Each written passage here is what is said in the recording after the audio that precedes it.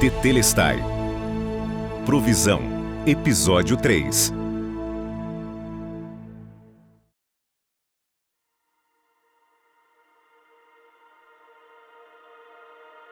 Dentre toda a criação, Deus criou a humanidade de forma singular para ter um relacionamento especial com Ele. Por isso, Satanás, um anjo que se rebelou contra Deus, foi até o Jardim do Éden para induzir Adão e Eva a duvidarem da palavra de Deus e do seu amor.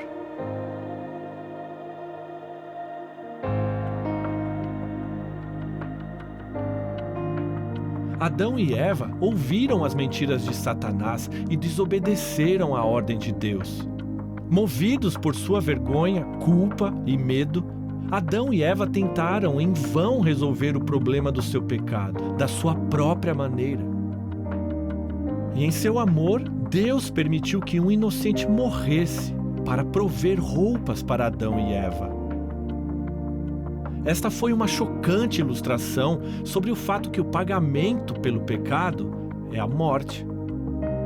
Apesar deles o terem rejeitado, Deus prometeu-lhes que um dia nasceria um libertador, que acabaria com o poder de Satanás sobre eles e os libertaria, restaurando assim o relacionamento entre Deus e a humanidade. Por causa de sua desobediência, Adão e Eva tiveram que deixar o Jardim do Éden e começar a vida num mundo sujeito às consequências de seu pecado. Romanos 5,12 nos diz: o pecado entrou no mundo por um homem, e pelo pecado a morte. E assim a morte veio a todos os homens, porque todos pecaram. Por causa do pecado de Adão e Eva, todas as pessoas nascem pecadoras, separadas de Deus. Mas Deus ainda desejava ter um relacionamento com todas as pessoas. Deus providenciou um meio para se aproximar e serem amigos. Nas antigas escrituras, encontramos relatos de homens e mulheres que escolheram andar com Deus. Mas Deus não usava sua força com ninguém. Cada pessoa tinha que escolher por si mesma se queria ou não ter esse relacionamento com Deus. E desde o princípio, houve aqueles que escolheram aceitá-lo e aqueles que escolheram rejeitá-lo. Escolhas que selaram seus destinos eternos. A terra era povoada. Gênesis 4 e 5 nos descreve uma civilização muito desenvolvida na agricultura, na criação de gado, na construção de grandes cidades, no desenvolvimento do ferro, no forjamento de ferramentas e na invenção de instrumentos musicais. Mas, tragicamente, no capítulo 6, a grande maioria da humanidade escolheu dar as costas a Deus. O Senhor viu que a perversidade do homem tinha aumentado na terra e que toda a inclinação dos pensamentos do seu coração era sempre e somente para o mal. Então o Senhor arrependeu-se de ter feito o homem sobre a terra, e isso cortou-lhe o coração.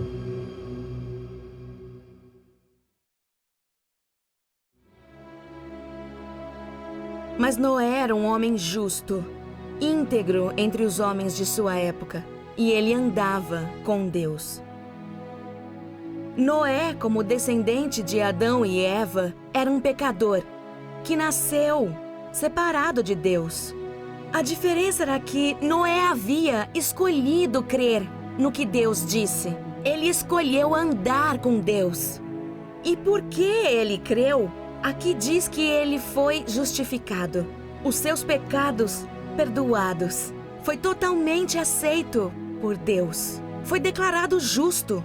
Significa que nunca mais seria tratado como um pecador, mas como amigo. Mas que contraste com as pessoas em volta dele.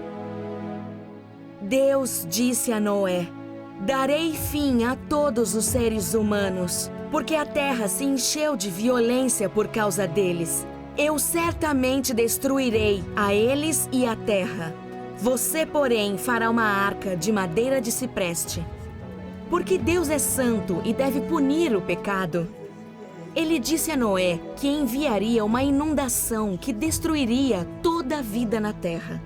Então Deus deu a Noé instruções detalhadas sobre como construir uma arca para salvar do julgamento vindouro todos aqueles que crescem. A arca teria aproximadamente o comprimento de 1,5 campo de futebol e a altura de um prédio de 4 andares. A arca tinha o design perfeito de um cargueiro dos dias atuais, com uma capacidade de carregamento de 630 containers grandes, que era mais que suficiente para abrigar os animais que Deus traria a Noé. Noé fez tudo exatamente como Deus lhe tinha ordenado. Hebreus 11:7 explica que Noé construiu a arca pela fé. Agora, a fé não é uma experiência mística ou pensamento positivo. Fé é confiar que algo é verdadeiro, mesmo sem poder ver. Deus mandou Noé fazer a arca. E mesmo sem conseguir ver aquele dilúvio, Noé fez a arca, confiando que o que Deus dissera era verdade. 2 Pedro 2,5 nos fala que Noé era um pregador da justiça. Certamente ele deve ter suplicado as pessoas a seu redor, exortando-as a irem a Deus com fé e serem justificadas e aceitas por Deus. Mas elas se recusaram a crer. No mundo inteiro, apenas 8 pessoas escolheram seguir a Deus: Noé, sua esposa e seus 3 filhos, Sem, Cã e Jafé, e suas esposas.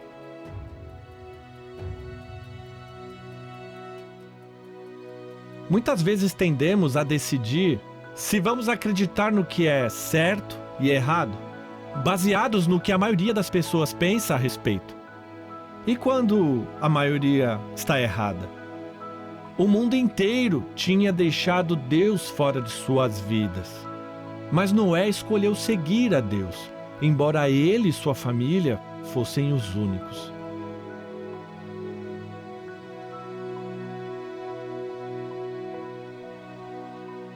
Finalmente, a arca estava pronta. A Bíblia diz que então casais de todas as criaturas que tinham fôlego de vida vieram a Noé e entraram na arca. Os animais que entraram foram um macho e uma fêmea de cada ser vivo, conforme Deus ordenara a Noé. Era mesmo impossível ignorar um milagre tão incrível. Em sua misericórdia imensa, Deus estava dando uma última chance para o mundo ver a realidade do dilúvio vindouro. Mas mesmo assim, eles não acreditaram. Deus retardou seu julgamento por 120 anos. Agora, o prazo para decidir acabou. No versículo 16 diz que com Noé e sua família seguros dentro da arca, o próprio Deus fechou a porta.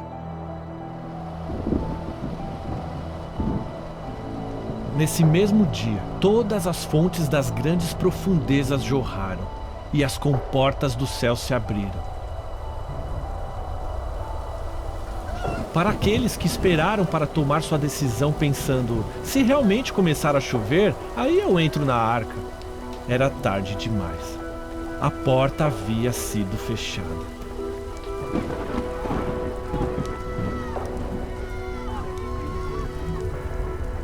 Esperando para crer, eles rejeitaram a vida. A palavra de Deus realmente se cumpriu. E em um momento aterrorizador, eles se deram conta de que haviam rejeitado a verdade. Eles deram as costas para Deus, Deus que havia providenciado uma maneira deles se salvarem. E agora era tarde demais.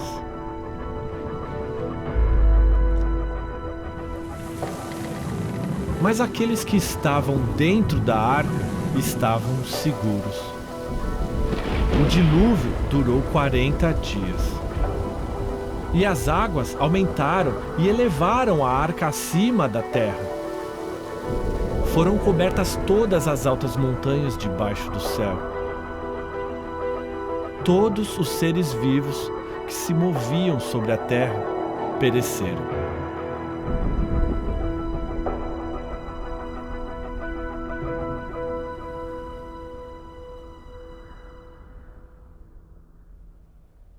Depois de um pouco mais de um ano na arca, o Senhor fez as águas regredirem. E a arca repousou sobre os montes de Ararat. Só Noé e sua família foram salvos do dilúvio. E quando saíram da arca, sabiam, então, que não haviam perecido, não porque não tinham pecado, mas porque creram em Deus e foram justificados.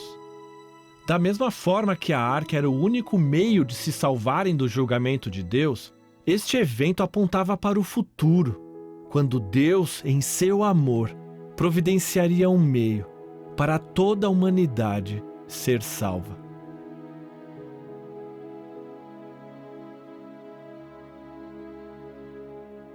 Após o dilúvio, Gênesis 9 a 11 relata que Noé viveu mais 350 anos. Enquanto ainda vivia, pôde ver seus filhos, Cã, Sem e Jafé, e seus descendentes começarem a repovoar a terra. Eles construíram cidades, formaram nações e construíram reinos. Foi durante a vida de Sem, apenas 2 anos após a morte de seu pai Noé, que um dos homens mais famosos de toda a história nasceu: Abraão. Gênesis 12 a 25 relata a história da vida de Abraão. Abrão, como foi chamado a princípio, foi descendente de Sem. Ele era um homem rico, com muitos servos e rebanhos. Era casado, mas não tinha filhos, porque sua esposa Sarai era estéril. E em Gênesis 12, 1 a 3, Deus revela a ele um plano especial que tinha para Abrão. Primeiro, Deus disse que guiaria Abrão para uma terra que no futuro seria propriedade dele e de seus descendentes. Segundo, Deus formaria uma grande nação através de Abrão.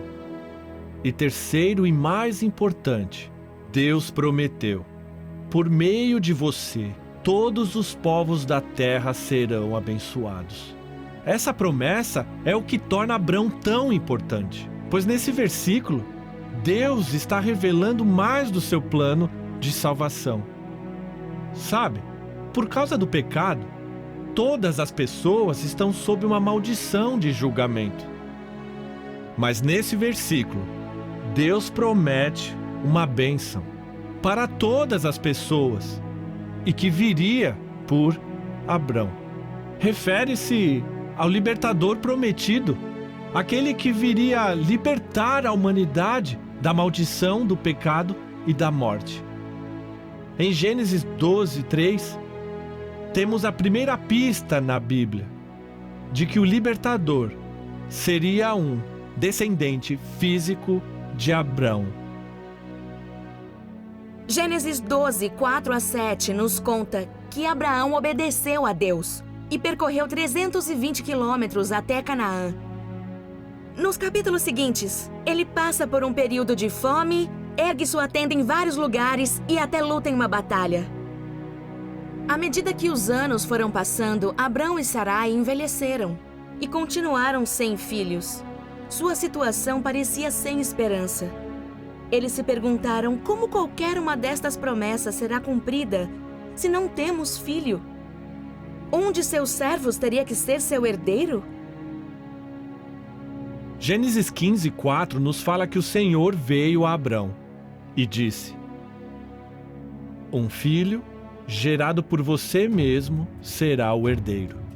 Levando-o para fora, disse-lhe: olhe para o céu e conte as estrelas, se é que podes contá-las. E prosseguiu: assim será a sua descendência. Parecia impossível por não ter filhos, mas Deus repetiu a sua promessa de prover a Abrão com um filho. Versículo 6. Abrão creu no Senhor. Abrão ouviu a promessa e então pôs sua fé nela. Pois fé é acreditar que algo é verdade, mesmo se não pode ver. E quando creu em Deus, o versículo 6 nos diz: e o Senhor imputou-lhe isto como justiça. Naquele momento, Deus declarou Abrão justo, com seus pecados perdoados e completamente aceito por Deus. Mas o que Abrão fez? Ele não havia dado nada a Deus e nem realizado uma cerimônia religiosa e nenhuma boa obra. Ainda assim, Deus o declarou justo, simplesmente porque acreditou na sua promessa. Com os anos passando e Sarai ainda sem filhos, Gênesis 16 nos conta que Sarai convenceu a Abrão a gerar um filho com Agar, a serva egípcia de Sarai.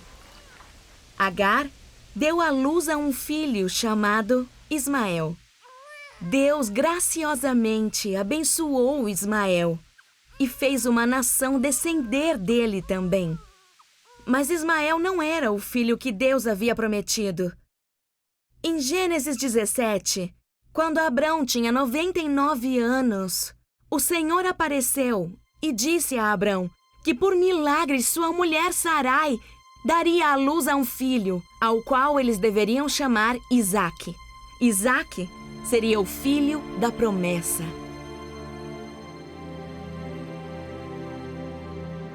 E naquele mesmo dia, Deus reafirmou sua promessa a Abraão, mudando seu nome para Abraão, que é pai de muitos, e mudou o nome de sua esposa para Sara.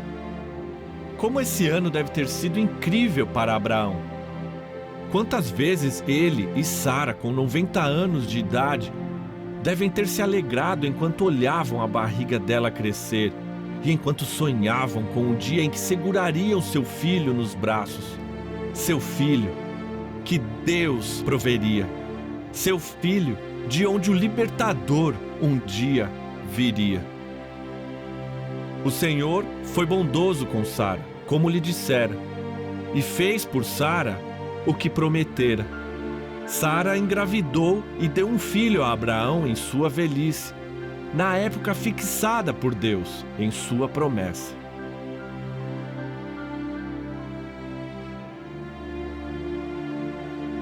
Enquanto Isaque crescia, Abraão deve ter gostado de ensiná-lo a cuidar de rebanhos, consertar suas tendas e cuidar de suas posses. Mais que tudo, Abraão ensinou Isaque a louvar ao Senhor. A Escritura nos diz que uma das formas com a qual os seguidores de Deus o adoravam era construindo um altar. Sobre esse altar, eles colocavam um animal, normalmente um cordeiro. O povo de Deus percebeu que era pecador e que o pagamento pelo pecado é a morte. O cordeiro era então morto e queimado na presença de Deus.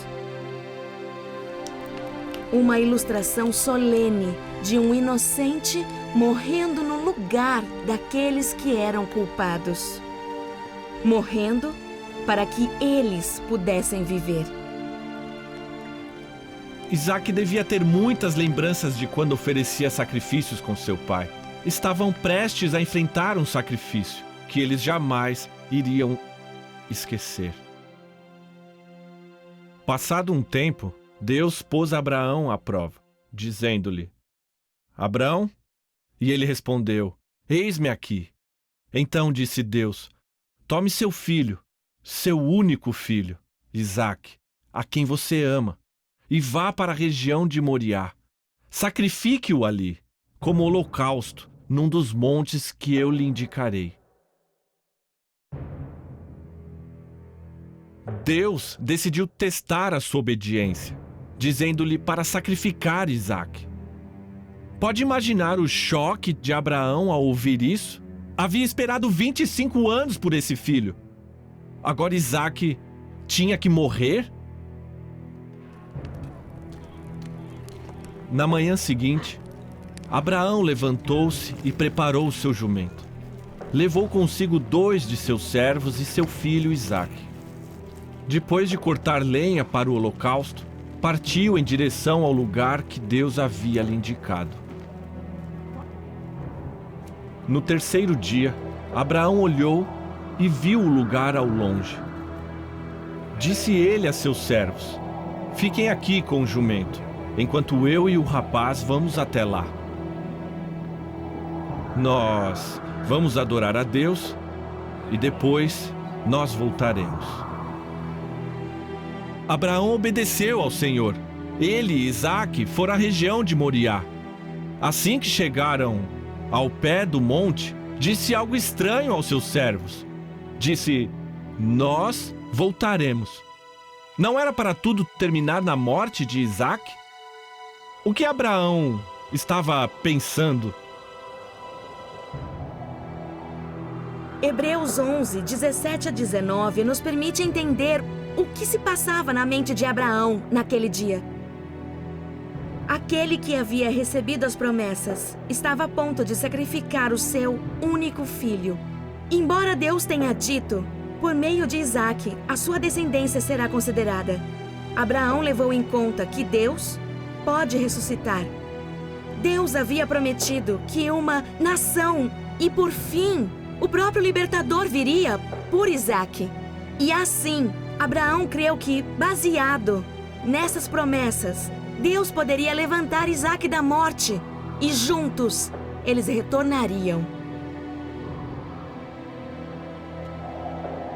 Abraão pegou a lenha para o holocausto e a colocou nos ombros de seu filho Isaque.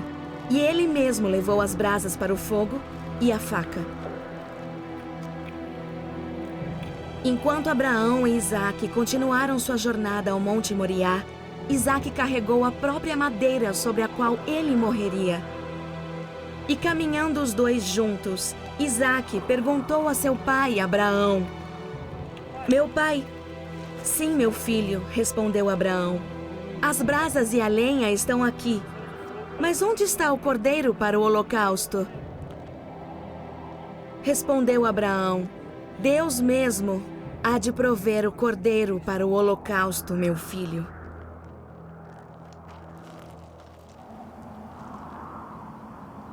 Quando chegaram ao lugar que Deus lhe havia indicado, Abraão construiu um altar e sobre ele colocou a lenha. Amarrou seu filho Isaque e o colocou sobre o altar em cima da lenha.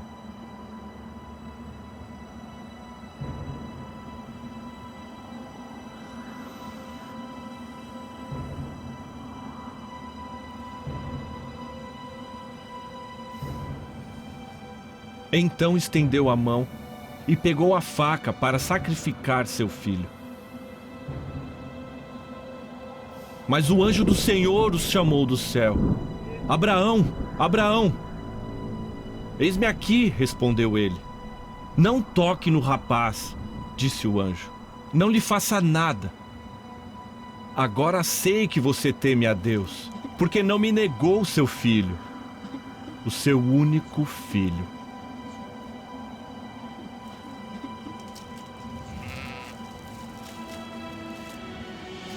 Abraão ergueu os olhos e viu um carneiro preso pelos chifres num arbusto.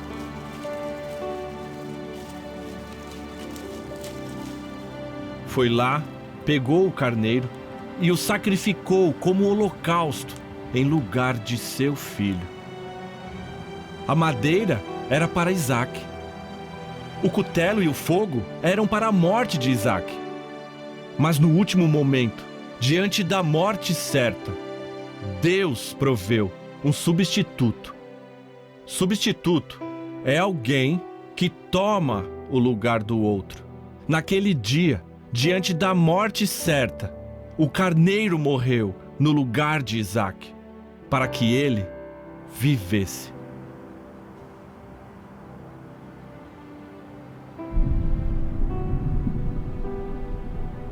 Como lembrança do que Deus havia feito, Abraão deu um nome ao lugar onde estavam. Talvez pense que Abraão nomeou aquele monte. O Senhor assim proveu. Mas o versículo diz: Abraão chamou aquele lugar, o Senhor vai prover. Veja, Abraão pensava em outro dia, quando diante da morte, Deus de novo proveria um substituto, que morreria para que outros pudessem viver. E ele seria a provisão suprema.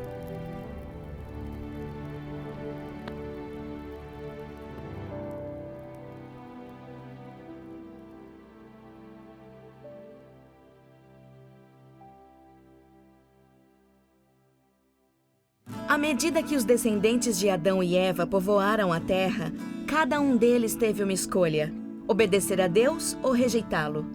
Noé e sua família escolheram seguir a Deus, enquanto o resto do mundo deu as costas para Deus, tornando-se maus, violentos e corruptos. Porque Deus é santo e o pecado deve ser punido, Deus falou a Noé que o julgaria através de uma grande inundação por causa de sua perversidade. No entanto, Deus, em seu amor, providenciou uma maneira para se salvarem do dilúvio. Todos aqueles que creram no que Deus dissera entraram na arca. Aqueles que rejeitaram pereceram. Da mesma forma, Deus precisa punir o seu pecado. Mas Deus, em seu amor, providenciou uma maneira para você também ser salvo.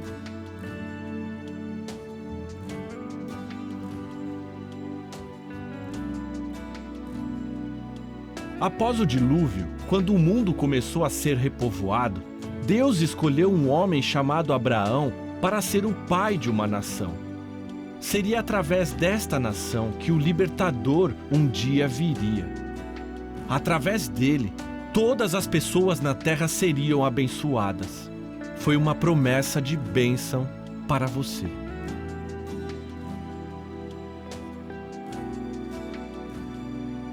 Em um teste divino, Deus pediu para Abraão oferecer Isaque como sacrifício.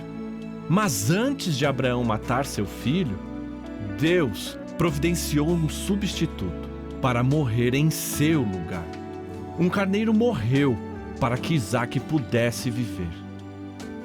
Isaque é um retrato seu. Esse dia apontava para um evento futuro. Um dia em que Deus providenciaria alguém para morrer em seu lugar.